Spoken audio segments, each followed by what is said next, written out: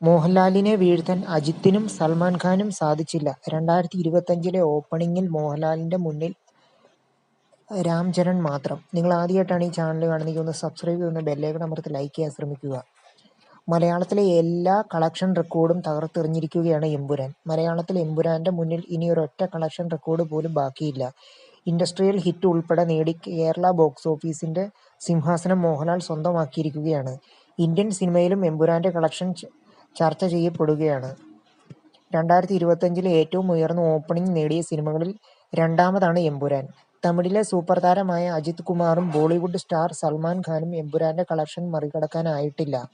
സൽമാൻ ഖാന്റെ big budget ചിത്രം സിക്കന്ദറുമായിട്ടായിരുന്നു Empuraan north ഇന്ത്യയിൽ ഏറ്റുമുട്ടിയത്.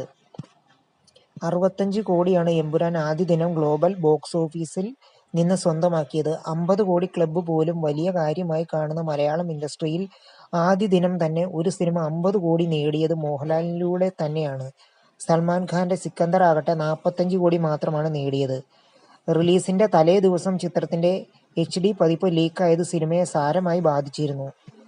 തമിഴിൽ ഈ വർഷത്തെ ഓപ്പണിംഗിൽ ആദ്യ 2 സ്ഥാനവും അജിത്തിന് തന്നെയാണ്. വൻ പ്രതീക്ഷയിൽ പുറത്തിറങ്ങിയ വിടാമുയർച്ചി, ഗുഡ് ബാഡ് അഗ്ലി എന്നീ സിനിമകളാണ് ഈ നേട്ടത്തിലെത്തിയത്. വിടാമുയർച്ചി ആദ്യ ദിനം 47 കോടി സ്വന്തമാക്കിയപ്പോൾ കരിയറിൽ ആദ്യമായി 50 കോടി ഓപ്പണിംഗ് ഗുഡ് ബാഡ് അഗ്ലിയിലൂടെ അജിത്ത് സ്വന്തമാക്കി. 51 കോടിയാണ് ചിത്രത്തിന്റെ ആദ്യ ദിന കളക്ഷൻ. എന്നാൽ ഈ സിനിമകൾക്കൊന്നും എമ്പുരാനെ മറികടക്കാൻ സാധിച്ചിട്ടില്ല. ശങ്കർ റാം ചരൺ കൂട്ടുകെട്ടിൽ ഒരുങ്ങിയ ഗെയിം ചേഞ്ചറാണ് ലിസ്റ്റിൽ ഒന്നാമത്. 79 കോടിയാണ് ചിത്രം ആദ്യ ദിനം സ്വന്തമാക്കിയത്. എന്നാൽ ഇതിനെ പെരുപ്പിച്ചുകാട്ടി 189 കോടിയെന്ന് കാണിച്ചാണ് അണിയറ പ്രവർത്തകർ സോഷ്യൽ മീഡിയയിൽ പ്രചരിപ്പിച്ചത്. ഇത് വലിയ വിവാദമാവുകയും ചെയ്തു. എമ്പുരാന്റെ ഫസ്റ്റ് ഡേ കളക്ഷൻ അടുത്തെങ്ങും മറ്റൊരു മലയാള ചിത്രവും തകർക്കില്ലെന്ന് ഏറെക്കുറെ ഉറപ്പായി കഴിഞ്ഞു.